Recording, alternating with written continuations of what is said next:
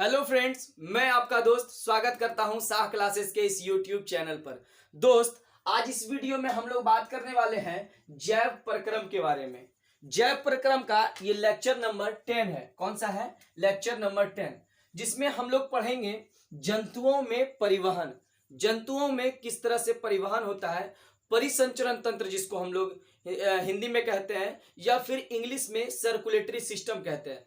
तो जो जितने भी जंतु हैं हम लोग उच्च श्रेणी के बारे में पढ़ेंगे। जितने भी उच्च श्रेणी के जंतु हैं उसमें किस तरह से परिवहन होता है और क्या क्या मुख्य अंग है, ठीक है। और आपके जितने भी कॉम्पिटिटिव एग्जाम हो या फिर क्लास 10th के बारे में अगर बात करें तो क्लास 10th का ही ये सबसे इंपॉर्टेंट चैप्टर है, परिवहन या फिर कहिए जैव प्रक्रम। एनसीईआरटी में ये जैव प्रक्रम के अंदर टॉपिक दिया हुआ है और अदर रेफरेंस बुक में जाइएगा तो जंतुओं में परिवहन एक अलग चैप्टर है, ठीक है। तो आगे बढ़ने से पहले हम लोग सिर्फ सबसे पहले परिवहन का एक डिफिनेशन, जो कि पिछले क्लास में भी हम लोग बात कर चुके थे। समस्त ये जो परिवहन का डिफिनेशन जो होगा या फिर कह सकते हैं परिवहन का परिभाषा आपके एग्जाम में अगर आ जाए क्लास 10th में 2 मार्क्स में कि 2 नंबर के क्वेश्चन में कि बताइए परिवहन की परिभाषा लिखिए या फिर परिवहन को परिभाषित कीजिए, तो कैसे लिखिएगा कि समस्त उपयोगी पदार्थों को उनके मूल स्रोतों से शरीर के प्रत्येक कोशिका तक पहुंचाने तथा उन अनुपयोगी और हानिकारक पदार्थ को कोशिकाओं से निकाल कर गंतव्य स्थान तक पहुंचाने की प्रक्रिया को परिवहन कहते हैं। हम फिर से एक बार रिपीट करते हैं सब चीज को, क्या कि समस्त उपयोगी पदार्थों को उनके मूल स्रोतों से शरीर के प्रत्येक कोशिका तक पहुंचाने तथा अनुपयोगी या हानिकारक, या फिर यहां पे लिख दीजिए या हानिकारक पदार्थों को कोशिकाओं से निकालकर गंतव्य स्थान तक पहुंचाने की क्रिया को परिवहन कहते हैं। ये तो हुआ हमारा क्या, हमारा डिफिनेशन मतलब क्या, हमारा परिभाषा की परिसंचरण को कैसे या फिर कह सकिए ये परिवहन को किस प्रकार से परिभाषित करेंगे। अब देखिए बात क्या है कि ये सर बता रहे हैं कि कोशिकाओं से कुछ ऐसे मूल चीज, क्या चीज है, मूल पदार्थ के कुछ मूल स्रोत या फिर कह सकते हैं मूल पदार्थ, क्या उनके मूल स्रोतों से उपयोगी पदार्थ या उपयोगी पदार्थ कहिए तो कोशिका का उपयोगी पदार्थ या हमारे शरीर में जितने भी उपयोगी पदार्थ है वो पदार्थ क्या है और कहां से कहां तक जाएगा, ठीक है। तो उसी के बारे में हम लोग पढ़ने वाले हैं। तो देखिए सबसे पहला जो पदार्थ है हम लोग का वो है ऑक्सीजन। जब भी हम लोग सांस लेते हैं तो ये सांस कहां से, एक एटमॉस्फेयर से, वातावरण से हम लोग के लंग्स में जाता है। लंग्स मतलब फेफड़ा में जाता है और फेफड़ा से हम लोग के कोशिका तक पहुंचता है। कोशिका तक पहुंचने के क्रम में वो कहां कहां से होकर और किस माध्यम से कोशिका तक पहुंचता है वो चीज अभी हम लोग इस क्लास में पढ़ने वाले हैं, ठीक है। तो सबसे पहला पदार्थ क्या हो गया कि सर ऑक्सीजन क्या होता है, यहां से हम लोग को कोशिका तक पहुंचाना है ताकि वहां पे ऑक्सीकरण हो और एनर्जी का उत्पत्ति हो, ठीक है। अब देखिए यहां पे ऑक्सीजन के बाद कार्बन डाइऑक्साइड के बाद पोषक तत्व के बाद हार्मोन और उत्सर्जित पदार्थ। ये सब मूल क्या है, मूल पदार्थ है। क्या है ये सभी मूल पदार्थ है जिसको हम लोग को क्या करना है, कोशिका से या तो कोशिका तक पहुंचाना है या फिर कोशिका से बाहर करना है। समझ में आ गया। तो सबसे पहले क्या पढ़े, एक बार फिर से रिकॉल करते हैं, चीज को बार बार रिपीट कीजिए, याद हो जाएगा आपको यहीं पे और डिफिनेशन आपके एग्जाम में लिख पाइएगा। अगर आपको याद नहीं हो रहा है तो कॉपी पेन लेकर के एक बार लिखिए उसको, और लिखने से आपको प्रैक्टिस भी होगा और आपका आंसर भी सटीक होगा, ठीक है। तो चलिए सबसे पहले बात करते हैं कि जंतुओं में जो परिवहन होता है उसका परिभाषा देखते हैं कि समस्त उपयोगी पदार्थों को उनके मूल स्रोतों से शरीर के प्रत्येक कोशिका तक पहुंचाने तथा उन उपयोगी या फिर हानिकारक पदार्थों को शरीर से निकालने कर गंतव्य स्थान तक पहुंचाने की क्रिया को परिवहन कहते हैं। तो कौन ऐसा मूल पदार्थ है सर, कौन ऐसा उपयोगी या अनुपयोगी पदार्थ है, तो समझिए ऑक्सीजन, कार्बन डाइऑक्साइड, पोषक तत्व, हार्मोन और क्या उत्सर्जित पदार्थ को हम लोग को कोशिका तक पहुंचाना है या फिर कोशिका से बाहर निकालना है। ये जो परिवहन तंत्र है या फिर कह सकते हैं इस तंत्र के तीन मुख्य अवयव है। अवयव मतलब क्या होता है, तीन प्रकार है या फिर तीन पार्ट है। तो तीन पार्ट में क्या है, सबसे पहला है रुधिर। रुधिर मतलब क्या, रक्त। सर रक्त मतलब क्या, ब्लड। फिर से समझिए कि ये जो हम लोग परिवहन तंत्र पढ़ रहे हैं, तो परिवहन तंत्र का तीन पार्ट कौन कौन सर, रुधिर, हृदय और रक्त वाहिनी। रक्त वाहिनी, इंग्लिश में इसको ब्लड, हार्ट या ब्लड वेसल्स, तीन पढ़ लिए। पहला नंबर को बोले ब्लड, दूसरा नंबर को बोले हार्ट और तीसरा नंबर को बोले क्या, ब्लड वेसल्स। तो तीन को हिंदी में बता दीजिए सर। हिंदी में क्या होता है, रुधिर कहा जाता है, और फिर हृदय दूसरा नंबर, और रक्त वाहिनियां। ठीक है, जिसमें कि रुधिर या फिर रक्त बहता है। कोई भी रुधिर जो है हम लोग का एक पाइप में, डक्ट में, या फिर कह सकते हैं जिसको सीरा या धमनी कहते हैं, इंग्लिश में क्या कहते हैं, सॉरी हिंदी में क्या कहते हैं, सीरा और धमनी कहते हैं। ठीक है, तो इस प्रकार से हम लोग देख सकते हैं कि इस तंत्र के तीन प्रमुख अवयव है, जिसमें सबसे पहला आता है रुधिर, दूसरा नंबर आता है हृदय और तीसरा नंबर आता है रक्त वाहिनियां। तो सबसे पहले हम लोग रुधिर के बारे में पढ़ेंगे कि रुधिर जो होता है हम लोग का शरीर में, हम लोग का शरीर में रुधिर किस तरह से है, उसका क्या कंस्टिट्यूएंट है, किस प्रकार से रुधिर काम करता है, और कहां से कौन कौन पदार्थ को कहां तक पहुंचाने का कार्य करता है। ठीक है, उसके बाद पढ़ेंगे हृदय। हृदय में हम लोग देखेंगे क्या कि कितने पार्ट है हृदय का, कितना चैम्बर है, जिसमें कि अपर चैम्बर ऊपर से जिसमें कि ऑक्सीजन कहां से ले कहां तक लाके जाता है। एक रफ डायग्राम अगर बनाए तो इस तरह से रुधिर है, यहां से कौन आता है, यहां से कौन आता है, शरीर में, पूरा शरीर में क्या काम करता है, इस हृदय अगर नहीं रहे तो शरीर में क्या कहलाता है या फिर क्या होगा। तो इस तरह से चीज हम लोग पढ़ेंगे हार्ट के बारे में। दूसरा नंबर में ये पढ़ेंगे और तीसरा नंबर में फिर पढ़ेंगे वाहिनी, ब्लड वेसल्स, कि जो सर रुधिर को हार्ट तक मतलब हृदय तक अगर ले जाता है, कोई डक्ट ले जाता होगा, तो उस डक्ट का नाम क्या है, जिसको हम लोग सीरा या धमनी कहते हैं। ठीक है, तो इसको अगर लिख लिए हैं तो ठीक है, अगर आप नहीं लिखे और नहीं लिखना चाहते हैं, मेहनत नहीं करना चाहते हैं, तो इसका स्क्रीनशॉट जरूर रखिएगा। आपको जब भी मोबाइल यूज कीजिए तो उस समय आप लिख लीजिएगा। ठीक है, स्क्रीनशॉट ले लीजिए, हम साइड हट जाते हैं। और स्क्रीनशॉट लेने के बाद रुधिर जो ब्लड है या फिर कह सकते हैं रक्त, हेडिंग लगाइए। हम लोग रुधिर के बारे में अभी फिर से पढ़ेंगे। ठीक है,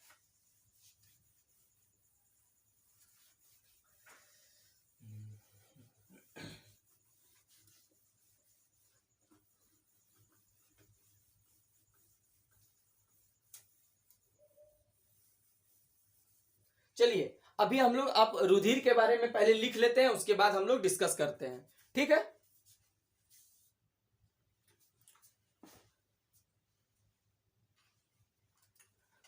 अब देखिए हम लोग पढ़े थे क्या कि जो यहां पे हम लोग देखेंगे कि रक्त की संरचना हम लोग जब देखेंगे तो उसमें कितना भाग होता है, तो रक्त का दो भाग होता है। कौन कौन सा सर, एक तरल भाग और एक ठोस भाग।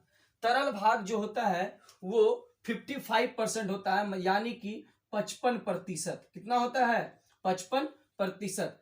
अब देखिए, और ठोस भाग जो होता है वो कितना होता है, मात्र 45%। ठीक है, इसी में आरबीसी, डब्ल्यूबीसी, प्लेटलेट्स आ जाता है, जिसको हम लोग हिंदी में लाल रक्त कोशिकाएं, श्वेत रक्त कोशिकाएं एवं रक्त पट्टिकाणु कहते हैं। ठीक है, अब देखिए समझिए बात को कि जो प्लाज्मा है सर, ब्लड प्लाज्मा मतलब रक्त प्लाज्मा को हिंदी में भी रक्त प्लाज्मा ही कहते हैं और इंग्लिश में भी रक्त मतलब ब्लड प्लाज्मा ही कहते हैं। इसका कंस्टिट्यूएंट क्या है, क्या इसमें क्या क्या भाग है, कौन कौन सा भाग है, क्या क्या है इसमें। तो सबसे पहले क्या है कि 90% जल है, 7% प्रोटीन है, 0.9% यानी कि 0.9% कार्बनिक लवण है, और 0.18% क्या है, ग्लूकोज है, 0.5% वसा है। ये सभी सब क्या है, प्लाज्मा का कंस्टिट्यूएंट पार्टिकल्स है। ठीक है, ये सभी सब मिल करके क्या बनाता है, प्लाज्मा बनाता है। और इसमें एक विचित्र चीज रहता है जो कि हमको जब भी कट जाए या फिर खरोच आ जाए, जब ब्लड शरीर से बहे तो उसमें क्या करता है, थक्का जमाने में मदद करता है। जो क्या है, हिपेरिन है, फाइब्रिनोजेन है, प्रोथ्रोम्बिन है, रक्त को थक्का बनाने में मदद करता है। ठीक है, तो आपसे अगर पूछेगा कि ब्लड प्लाज्मा में से या फिर ब्लड के रक्त के बारे में कि रक्त का कौन सा भाग रक्त को थक्का बनाने में मदद करता है, तो क्या कहिएगा? तरल पदार्थ, क्या या तरल भाग क्या करता है? ब्लड प्लाज्मा को क्या करता है? थक्का बनाने का मदद करता है। इस कोरोना काल में आप सुने होंगे एक शब्द कि सीरम का ट्रीटमेंट या फिर सीरम से ट्रीटमेंट किया जा रहा है। मतलब क्या कि जिस व्यक्ति को कोरोना हो चुका था या फिर कोविड हो चुका था, उससे क्या हो रहा था कि उसके सीरम को लिया जा रहा था और सीरम से दूसरे बॉडी में सीरम को ट्रांसफर करके उससे ट्रीटमेंट किया जा रहा था। तो सर सीरम क्या है? सीरम देखिए यही क्लोटिंग फैक्टर, ये क्लोटिंग फैक्टर है। मतलब क्या कि थक्का जमाने में, ब्लड को जमने में मदद करता है। जब प्लाज्मा से या फिर कह सकते हैं इस पूरा इस ब्लड से पूरा क्या कहें, या नहीं ब्लड से नहीं, ये प्लाज्मा से जब ये तीन पदार्थ निकाल देंगे, मतलब ये प्रोटीन हम लोग अगर निकाल देंगे, तो वो क्या हो जाएगा? वो हो जाएगा सीरम। क्या हो जाएगा? वो सीरम। ठीक है, तो सीरम हम लोग एक बार समझ चुके हैं कि सीरम क्या होता है। इसको हिंदी में कैसे लिखा जाता है? देखिए सीरम। ये सीरम अभी बार बार हम लोग रिपीट किए होंगे, कभी कभी सुने होंगे न्यूज में कि सीरम से ट्रीटमेंट हुआ जा रहा है, तो यही। या फिर प्लाज्मा से ट्रीटमेंट भी सुने होंगे, प्लाज्मा से डोनेट करके। तो प्लाज्मा से डोनेट करके क्या किया जाता है? ये प्रोटीन को निकाल लिया जाता है, इसका clotting factor. Plasma without clotting factor is known as serum. ठीक है, अब देखिए ये प्लाज्मा हम लोग पढ़ लिए। प्लाज्मा के बाद आता है ठोस पदार्थ या फिर ठोस भाग। तरल भाग हो चुका है और ठोस भाग जो कि 45% है। कितना है? 45% है। 45% में ये तीन भागों में बट गया है। पहला नंबर क्या है कि लाल रक्त कोशिका। क्या है? लाल रक्त कोशिका। दूसरा नंबर है श्वेत रक्त कोशिका और तीसरा नंबर है क्या है? रक्त पट्टिकाणु। क्या है? रक्त पट्टिकाणु। आरबीसी में हेमोग्लोबिन प्रेजेंट रहता है। क्या प्रेजेंट रहता है? हेमोग्लोबिन।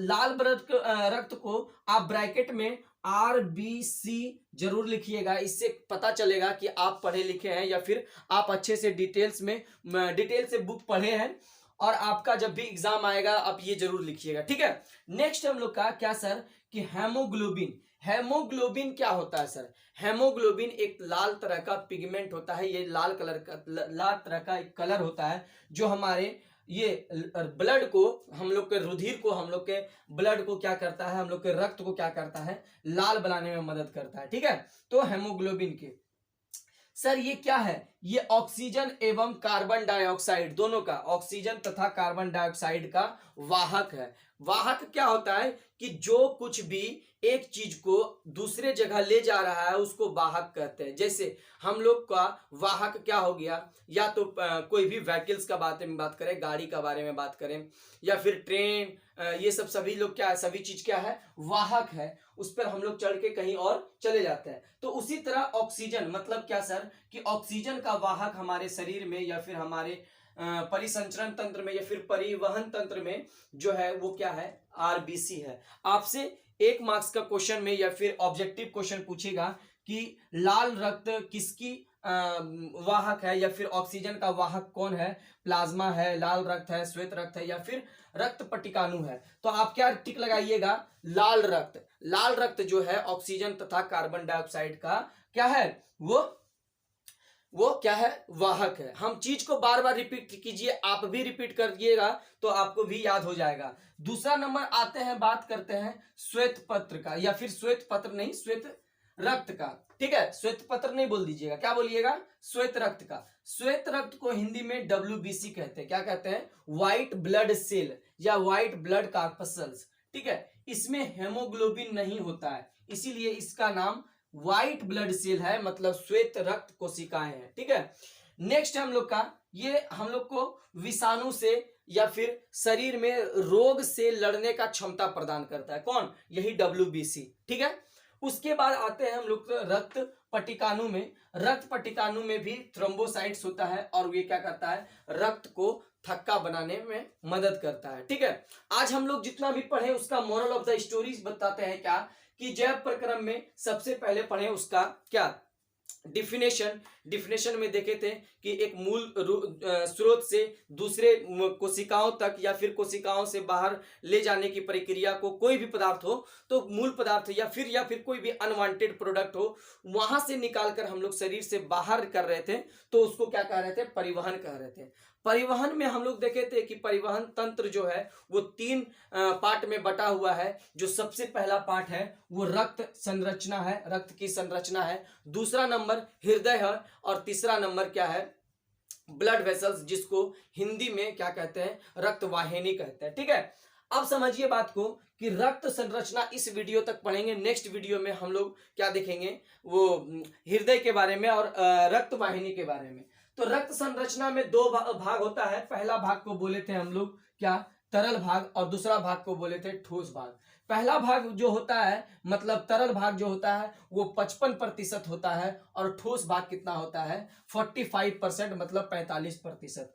ब्लड प्लाज्मा मतलब क्या? रक्त प्लाज्मा जो होता है वो रक्त प्लाज्मा कितना होता है? 45%। आपसे अगर पूछे कि रक्त प्लाज्मा कितना होता है तो 55% बोलिएगा। 45% हम बोल दिए, लेकिन ये 45% होता नहीं। कितना होता है? ये 55% होता है। ठीक है, ब्लड प्लाज्मा के बाद हम लोग बात करते हैं कि इसमें क्या क्या कंस्टिट्यूएंट है। तो 90% जल होता है, 7% प्रोटीन होता है, जो कि हिपेरिन, फाइब्रिनोजेन, थ्रोम्बोस, प्रोथ्रोम्बिन रक्त को थक्का बनाने में मदद करता है।